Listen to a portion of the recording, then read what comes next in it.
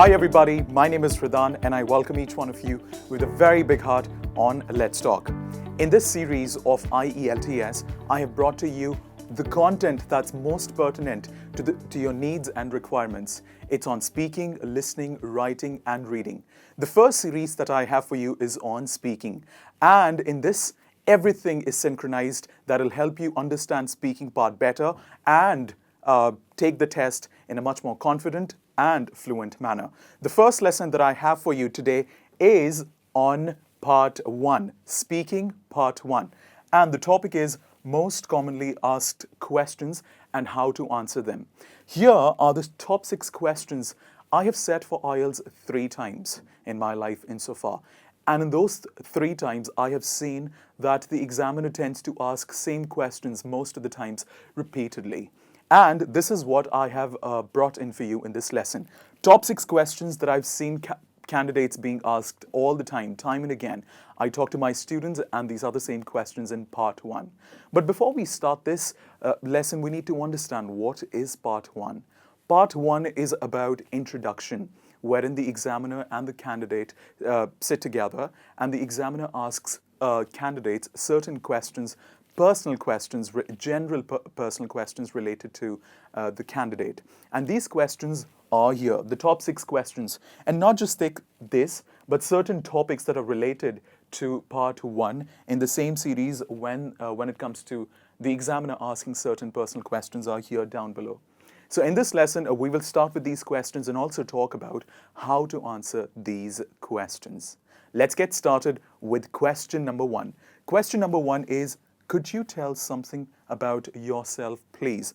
Now, this lesson is not only for IELTS students, but something that is quite generally asked in our daily life to us time and again. So this is something that we can use not just for the exam, but in our daily lives as well. How to answer this question? This question is about introduction. You have to introduce yourself. You have to tell the examiner about yourself. So how do you start to answer this question? There is a logical pattern. Now, to answer questions like this, people start to fumble. They're like, oh my God, should I start with my hobbies first? Should I start with the job that I do first? Should I start with my qualifications first? Now, I'm going to tell you something very, very interesting and important. To answer a question that is related to your introduction, you always follow this format that I'm going to tell you. And this format is very, very interesting. To answer this question, we always start with number 1, our qualifications. Because in our life, the first thing that came was qualifications. Now, if you're a student, you can talk about where you completed your secondary and higher secondary qualification. But if you are somebody who's self-employed or somebody who's working, then you can start simply with your bachelor's or your master's qualification, the latest one basically, and then talk about your experience. Once you're done with your qualifications, the next thing that you should talk about is your experience. There's a lesson that I've created on using language in terms of talking about on speaking part 1 and speaking part 2. So do tune to that lesson as well, because that'll help you understand the language you should use to talk about your qualifications, experience, etc., etc. The next logical step in terms of talking about your introduction after experience is your hobbies. You can talk about your hobbies, what you like to do in your free time. Now, when it comes to introduction, there are a couple of things that you talk about. But one thing that you do need to remember in mind is the fact that it is going to be a little long. And the longer it is, the better, because it talks about not just your confidence, but your content knowledge and also the fluency of the language. Next one in the list that we're going to be talking about is your future plans. After qualifications, you've spoken about your experience because you do the job after your qualifications in most of the cases. And then after that, you're digressing from the topic a little bit and you're getting a little more personal. You're talking about what you like to do in your spare time, free time, leisure time. After that, It is optional, but I think I like to do it always whenever I'm introducing myself to everyone. You must have seen in my first video as well on Let's Talk that I spoke about not just my qualifications, but also my future plans as well that I have. So that is what I'm talking about here. You can also talk about your future plans, which is an optional thing, but I think it's a very important pointer because it just goes on to talk about a very important thing about yourself, and that is you're not somebody who is only in present, but you have a vision to your life. You have thought about yourself as to what exactly you want to do in times to come in your life, and future plans basically talk about that. For example, let me quickly introduce myself to each one of you. Hi, my name is Ridan. If I were to introduce myself on IELTS Speaking Part 1, how would I? I'd start like this. Hi, my name is Ridan. I'm a CELTA certified and a TESOL certified teacher of English. I have worked internationally and domestically. I worked in countries like Canada, Germany, Poland, and working domestically in India. Hobbies? Well, to be honest, I like to shop. I love shopping. Future plans. What would I like to do in my future? I just simply say that in the future, I'd like to be at a managerial position of whatever I'm working at, hypothetically, basically speaking. So in the next 10 years, I see there are a lot of opportunities that are going to come, practical situation, and I want to excel at all of them and be a better person and see myself at a managerial position in any organization that I work with. So this is my complete introduction. That is how you answer a complete introduction question in a logical sequence. Let's now move to the second question. I hope you've now understood how to answer a question that is related to introduction following these 4 steps. First, your qualification, then your experience, hobbies, and finally, your future plan. And this makes a solid answer to an introduction question. I hope you have understood this. Let's move to the second question. Could you describe your hometown? This is a very common question that you'd see on a lot of websites and also on in a lot of books as well, Cambridge book, Longman book, etc. And this becomes very pertinent for us to answer because this question is very commonly asked and we should know how to talk about it. First of all, you need to understand what is your hometown, the city that you're currently living in or the city that you were born in. The city that you were born is basically the place that you come from and is your hometown. Now, when it comes to describing your hometown, a lot of people start to fumble again. So how would you describe that? There is a logical sequence for that as well. In this case, first of all, you can start talking about maybe the environment.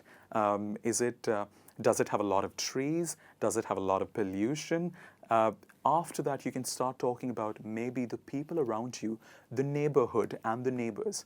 One thing that we need to understand here is the logical sequence. The first is the atmosphere. You can start talking about the atmosphere.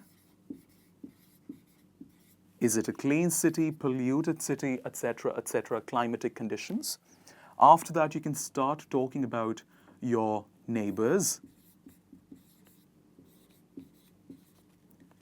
And then after that, you can also start talking about your neighborhood.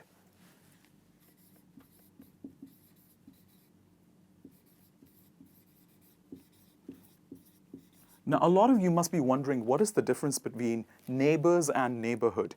Neighbor means the people that live around you.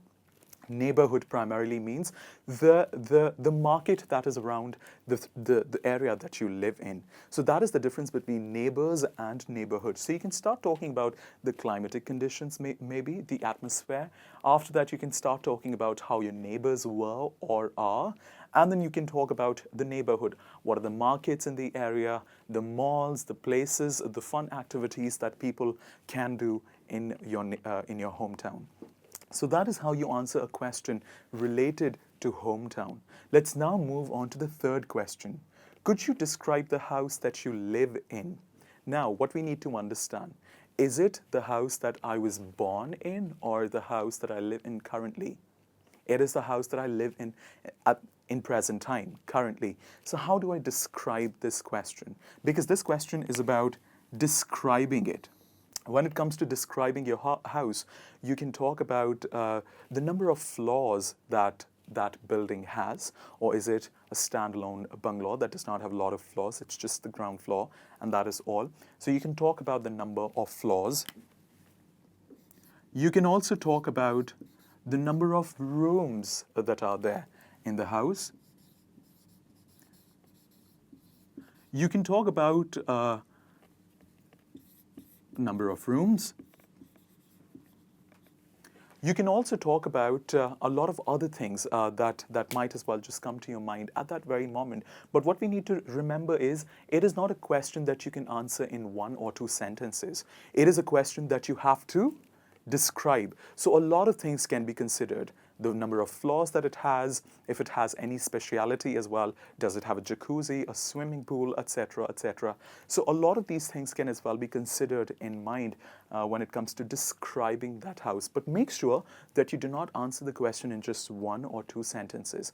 You have to think about the ideas there and then and describe it by using the number of floors, number of rooms, and if that house has any specialities. Does it have a big terrace, etc. Let's now move on to the 4th question in the list, and that is, what do you do in your free time? This is a question that is related to hobbies.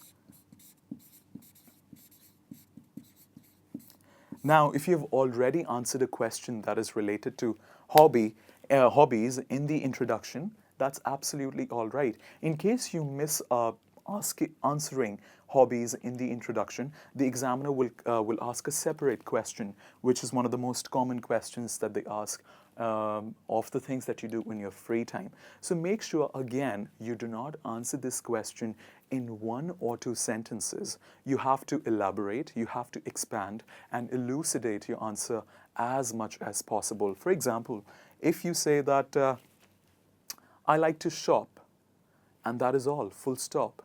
No. You have to add a lot more other information to that. For example, you can talk about what are the places that you go to shop most of the times. What do you like shopping the most? Are these clothes, groceries, etc., etc.? So remember that it is not, we are not expected to answer these questions in 1 sentences. We are expected to expand the answers of these questions as much as possible. So when it comes to talking about hobbies, do not just say, I like to shop. No, this is not working. You have to talk about shop what, shop where, shop when, shop how. All of these questions are very important. So the strategy that you can use in these to answer these short questions is 5 W's and 1 H.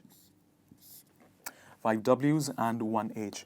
You can talk about what you shop, how you like to shop, where you shop, and when you shop.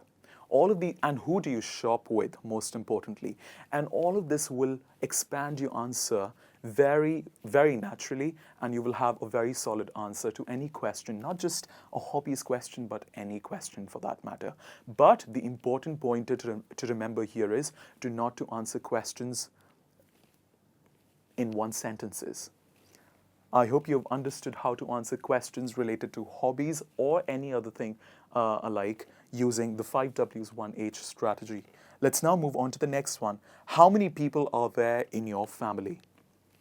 Now, what we need to understand is questions like what do you do in your free time and questions like how many people are there in your family could be answered in 1 word as well and one sentence as well. But what we need to understand about this important question is, again, as I said in the previous sentence, expansion. Now, how many members are there in your family? One person might as well say 5. Another person will say, I have 5 members in my family. The third person will say, Well, we are a five-member family. I've got my parents, I've got my two sisters, and myself.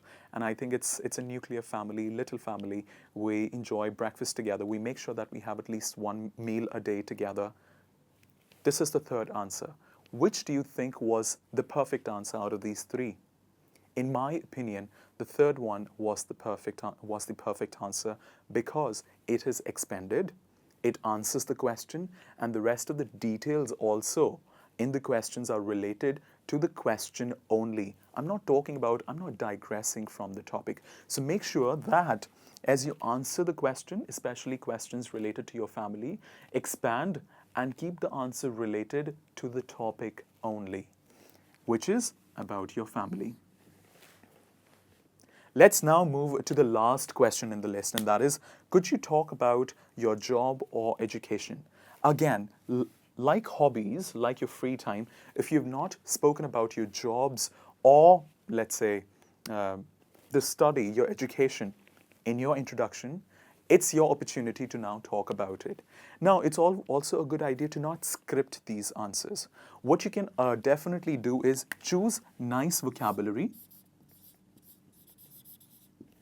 a ready-made vocabulary that you're going to be using as you answer these questions. For example, if you're talking about two qualifications, I am CELTA certified. Subsequently, I went on to do TESOL. I'm using the word subsequently. Now, this very word, will raise my marks in the vocabulary section of the IELTS speaking test, because I'm not saying after that, which is a very common phrase. I've added another word in replacement of after that, and that is subsequently. So make sure that when you answer questions about job or education or any common topic, you're prepared with a special vocabulary for them. In this section here, I have written certain general topics related to you that the examiner might as well go on to ask, related to shopping, transport, food or cuisine that you like, and pollution.